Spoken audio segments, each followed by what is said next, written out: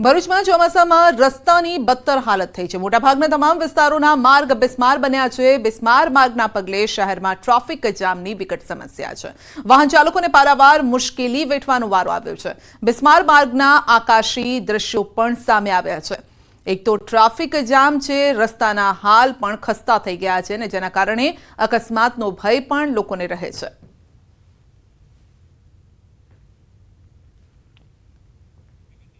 બનાસકાંઠામાં ખેડૂતોએ વરસાદી પાણીનો સિંચાઈ માટે સંગ્રહ કર્યો છે।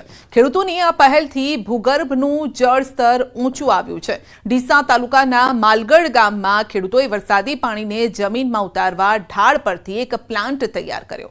આ પાણીના કારણે બોરવેલ રિચાર્જ થઈ રહ્યા છે। ખેડૂતોનું કહેવું છે કે પહેલા ખેતરોમાં ઘૂંટણસમાં પાણી ભરાઈ જતા, વાવેતરનો ખર્ચો પણ માથે પડતો, પરંતુ ધારાસભ્યના માર્ગદર્શન હેઠળ સરકારી યોજનાની મદદથી વરસાદી પાણીના સંગ્રહ માટે ચેનલ તૈયાર કરી છે, જેના દ્વારા પાણીનું તળ પણ ઊંચું આવ્યું છે અને આ પાણીનો ઉપયોગ ખેતીમાં કરી શકાય છે।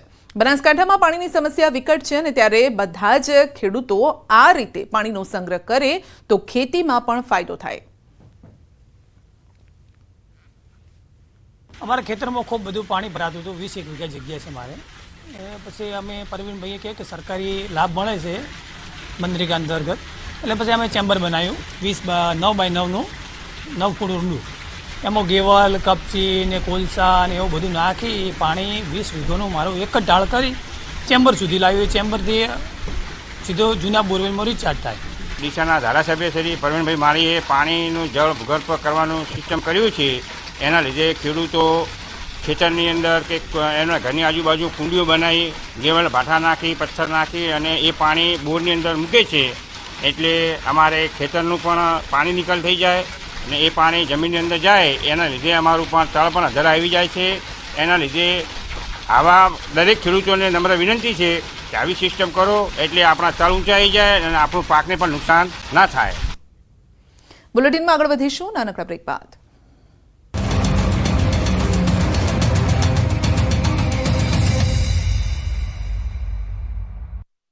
क्या ગુજરાતીઓ હજુ 72 કલાક સાવધાન રહેજો, કેમ કે અંતે ગુજરાત પર જેનો ખતરો મંડરાઈ રહ્યો હતો તે જ થવા જઈ રહ્યું છે।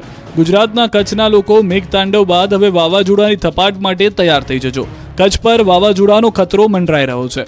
ગુજરાત પરની સિસ્ટમ વાવાઝોડું બનવાનું નક્કી। આગામી 24 કલાકમાં કચ્છમાં વાવાઝોડું જોવા મળી શકે છે। ગણતરીના કલાકોમાં બની જશે અસના વાવાઝોડું। 3 દિવસ સુધી દરિયો ધારણ કરશે રૌદ્રરૂપ। હવામાને આ અંગે આગાહી કરી છે કે ગુજરાતના દરિયાકાંઠે વાવાઝોડું સર્જાશે।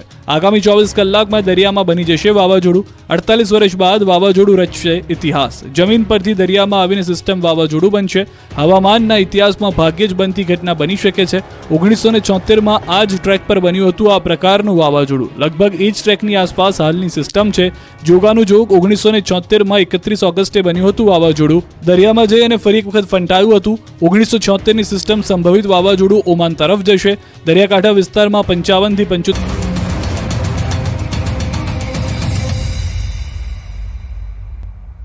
અરવલ્લીમાં તીડ જેવી દેખાતી જીવાત અંગે ખુલાસો થયો છે। અરવલ્લી ખેતીવાડી અધિકારીનું મોટું નિવેદન છે।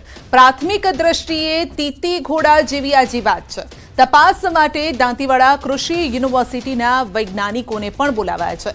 વૈજ્ઞાનિકો આ જીવાતની ઓળખ કરશે। જિલ્લા કક્ષાએથી ટીમ તપાસ બાદ નિદાન શોધવા માટે પણ પ્રયાસ હાથ ધરાશે। જિલ્લાના રેલાડા વિસ્તારના 25થી વધુ ગામોમાં આ જીવાત જોવા મળી છે। કન્ફર્મ કર્યું નથી કે આમ તો તીતી ઘોડા જેવું જ દેખાય છે, છતાં પણ આપણે વૈજ્ઞાનિકોની ટીમ દાંતીવાડા યુનિવર્સિટીમાંથી બોલાવી અને આને કન્ફર્મ કરી અને આનું સચોટ નિદાન કઈ રીતે કરી શકીએ એ બાબતે લાર્જ સ્કેલ ઉપર પ્રયત્નો કરીએ।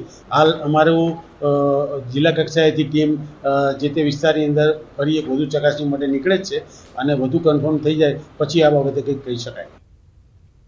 સુરતમાં સ્વામિનારાયણના સ્વામી સામે ફરિયાદ થઈ છે। અંકલેશ્વરના માધવપ્રિયદાસ સામે ફરિયાદ થઈ છે। ઉત્તરાયણ પોલીસે સ્વામી સહિત 3 સામે ફરિયાદ નોંધી છે। આક્ષેપ છે કે સ્વામીએ સાથીદાર સાથે મળી ફરિયાદી પાસે લેબ્રેગ્રોનના 5 મશીનની ખરીદી કરી હતી। મશીનનો ઓર્ડર કેન્સલ કરી પૈસા કઢાવવા રાજ્યના એક વ્યક્તિને સોપારી આપી હતી। આરોપ છે કે સ્વામીએ ચેક બાઉન્સ કરવાની ધમકી આપી ફરિયાદી પાસેથી પૈસાની માંગ પણ કરી હતી।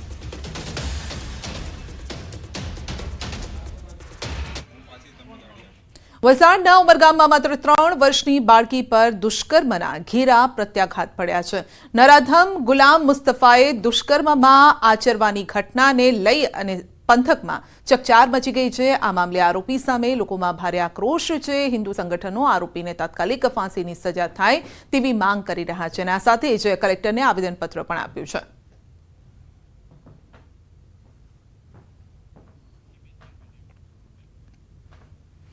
રાજસ્થાનના જયપુરમાં 3 સેકન્ડમાં ડ્રાઈવરને દેખાયા યમરાજા. રાજધાની જયપુરમાં નિવારુ રોડ કલવર્ટ પાસે હૃદયદ્રાવક અકસ્માતનો આ વિડીયો સામે આવ્યો છે, જ્યાં જયપુર દિલ્હી નેશનલ હાઈવે પર ચંદવાજી દિશામાંથી પૂરપાટ ઝડપે આવી રહેલ ટ્રેલર કાબુ બહાર જઈને હાઈવે પરના ડિવાઈડર કૂદી સામેથી આવી રહેલી ઇનોવા કારને ટક્કર મારે છે.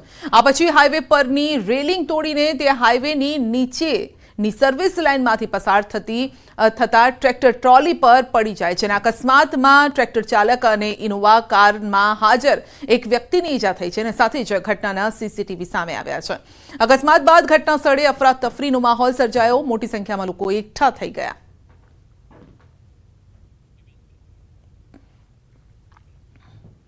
કચ્છના ભુજ નગરપાલિકાના કાઉન્સિલર ધર્મેશ ગોરની ઓફિસ ઉપર મોડી રાત્રે થયેલા હુમલાનો બનાવ સીસીટીવીમાં કેદ થયો છે, જેમાં કુલ્હાડી અને ધારિયા જેવા ઘાતક હથિયાર વડે શુક્રવારે રાત્રે હુમલો કરાયો. આ બનાવમાં કાઉન્સિલરની ઓફિસ અને વાહનોમાં ભારે નુકસાનીનો દાવો છે.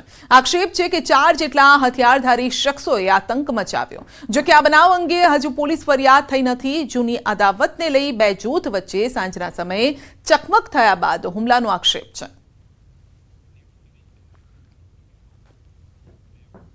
રાજકોટ શહેરમાં ફરી એક વખત કસ્ટોડિયલ ડેથનો બનાવ બન્યો છે.